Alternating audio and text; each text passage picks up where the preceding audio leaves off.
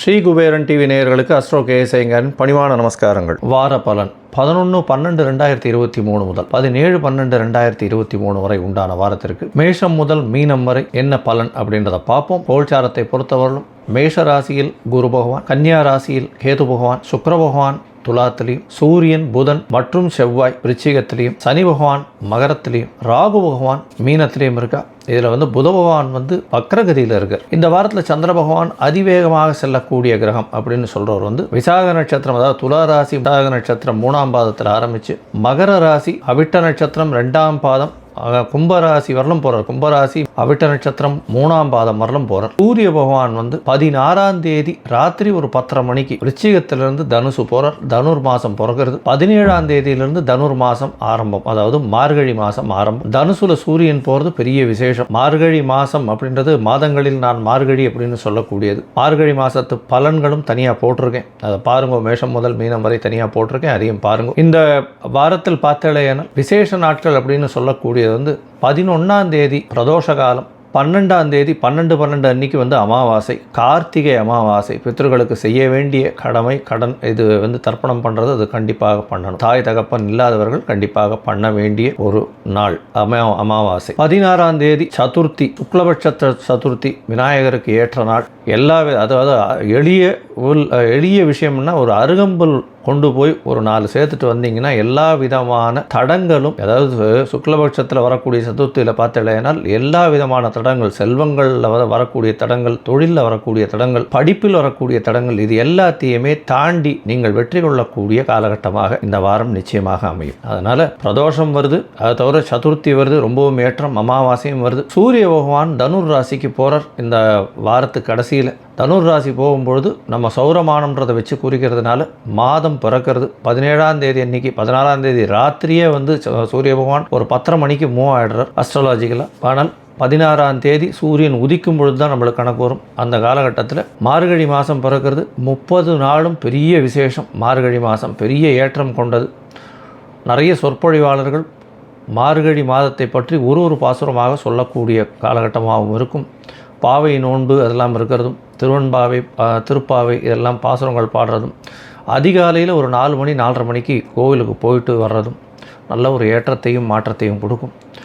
இந்த வாரத்தில் பார்த்தேன்னா யார் யாருக்கு சந்திராஷ்டமம் அப்படின்னா மேஷம், ரிஷபம், மிதுனம், கடகம் இந்த 4 ராசிக்காரர்களுக்கும் சந்திராஷ்டம காலம். அதனால் புதிய முயற்சி வேண்டாம், வெளியூர் வெளிமாநிலம் பிரயாணங்கள் வேண்டாம், பொறுமையாக இருக்கிறது ரொம்பவும் நல்லது அப்படின்றத சொல்கிறோம். இந்த காலகட்டத்தில் ஒருவேளை செய்ய வேண்டிய, அதாவது நீங்கள் வெளிநாடு வெளியூர் போக வேண்டிய கட்டாயம் இருந்தது ஆனால் கண்டிப்பாக சந்திர பகவானுக்கு உண்டான பரிகாரம்ன்றது அருகில் இருக்கக்கூடிய கோசாலையில் ஒரு என்ன சொல்கிறது, ஒரு இந்த அகத்திக்கீரை வாங்கி தானம் கொடுத்துட்டு பசுமாட்டுக்கு கொடுத்துட்டு போகிறதன் மூலியமாக சந்திராஷ்டமத்தின் தாக்கம் நிச்சயமாக குறையும்.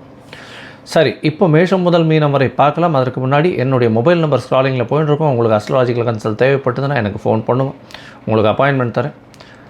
அதுக்கப்புறம் உங்களுடைய date, time, place of birth எல்லாத்தையும் கொடுத்தலையானால் உங்களுடைய சார்ட் போட்டு உங்களுடைய டைமில் சந்தி இருக்கான்றதை பார்க்கணும். அதாவது நேரம் கரெக்டாக இருக்கா எல்லாத்தையும் கரெக்ட் பண்ணிவிட்டு, சந்தி இருந்தது ஆனால், அதாவது ராசி சந்தி, நட்சத்திர சந்தி, பாத சந்தி, இல்லைன்னா லக்ன சந்தி, இது ஏதாவது ஒன்றுத்தில் இருக்கா என்னன்றதை பார்த்துட்டு உங்களுடைய கோச்சார பிரகாரமும் இன்றைய தசாபுக்தி பிரகாரமும் என்ன பலன் இருக்குது, எப்படி எளிய பரிகாரத்தின் மூலியமாக உங்களுடைய பிரச்சனைகள் தீர்க்கலாம் அப்படின்றத சொல்கிறேன். இப்போ ஒரு ராசியாக மேஷம் முதல் மீனம் வரை 11/12/2023 முதல் 17/12/2023 வரை உண்டான நாட்களுக்கு பலன்களை பார்க்கலாம்.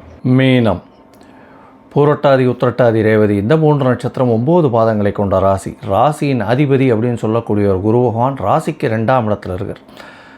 தனகாரகன் தனஸ்தானத்திலேயே இருக்கிறது பெரிய விசேஷம். இதை தவிர பார்த்தேன்னா உங்களுடைய ராசிக்கு 7ஆம் இடத்தில் இருக்கக்கூடிய கேது பகவான் மூலியமாக, எதிர்பாலினத்தவர் மூலியமாக சிறு சிறு பிரச்சனைகள் வரக்கூடிய வாய்ப்புகள் உண்டு. இருந்தாலும் பார்ட்னர்ஷிப் பிஸ்னஸில் நல்ல ஒரு ஏற்றம் இருக்கக்கூடிய காலகட்டம். உங்களுடைய ராசிக்கு பார்த்தாலேயானால் ராசியிலேயே ராகு பகவான் இருக்கிறதுனால அதீதமான எண்ணங்கள், விபரீதமான யோகங்கள் வரக்கூடிய வாய்ப்பு உண்டு. திடீர் பண யோகம் வரும். பணத்திற்கு பஞ்சம் இருக்காது. குடும்பத்தில் நல்ல ஒரு ஏற்றம் இருக்கக்கூடிய காலகட்டமாக இந்த வாரம் அமைய போகிறது. இந்த வாரத்தில் பார்த்தீங்கன்னா உங்களுடைய ராசிக்கு 9ஆம் இடத்துல சூரியன், செவ்வாய் மற்றும் புதன் இந்த 3 கிரகங்களும் இருக்கிறது பெரிய விசேஷம். அது தவிர செவ்வாய் பகவான் ஆட்சி பெற்று போயிருக்கார் 9ஆம் இடத்துல. 9ஆம் அதிபதி 9ஆம் இடத்துல ஆட்சி. சூரியன் பித்ரு காரகனும் சேர்ந்து அங்கே இருக்கிறதுனால தந்தையின் உடல்நிலையில் சற்று தொய்வு ஏற்படக்கூடிய வாய்ப்புகள் நிச்சயமாக உண்டு. இருந்தாலும் வெளிநாட்டுக்கு போகணும்னு பார்த்து கொண்டு இருக்கக்கூடிய மாணவர்கள் ஹையர் ஸ்டடீஸுக்குன்னு கண்டிப்பாக இந்த வாரம் அவர்களுக்கு நல்ல ஒரு வெற்றி செய்தி வரக்கூடிய வாய்ப்புகள் நிச்சயமாக உண்டு. இந்த வாரத்தில் பார்த்தீங்கன்னா உங்களுடைய ராசிக்கு 11ஆம் இடத்துல இருக்கக்கூடிய சனி பகவான் மிகுந்த ஏற்றத்தை கொடுப்பார். மூத்த சகோதரர்கள் கூட கொஞ்சம் மனக்கசப்பு இருக்கக்கூடிய காலகட்டமாக இருக்கும். உடல் நலத்தில் சற்று தொய்வு இருக்கும். ஏன்னா சனி பகவானுடைய பார்வை ராகுவும் இருக்கிறது, சப்தமத்தில் கேது பகவான் இருக்கிறதும் உடல் நலத்தில் சற்று தொய்வு ஏற்படக்கூடிய வாய்ப்புகள் உண்டு. சுக்கிர பகவானும் 8ஆம் இடத்துல மறையிறது அந்த அளவு கணவன் மனைவியிடையே அந்யோன்யத்தை கொடுக்கக்கூடியதாக இருக்காது. இருந்தாலும் குடும்பத்தில் பெரிய சச்சரவுகள் இருக்காது. குரு பகவான் இருக்கிறதுனால நல்ல ஒரு ஏற்றத்தோடு ஓடக்கூடிய காலகட்டம். இந்த வாரம் பார்த்தீங்கன்னா உங்களுடைய ராசிக்கு 5ஆம் அதிபதினு சொல்லக்கூடிய சந்திர பகவான் உங்களுடைய ராசிக்கு 9ஆம் இடத்துல இந்த வாரத்தை ஆரம்பிக்கிறார்.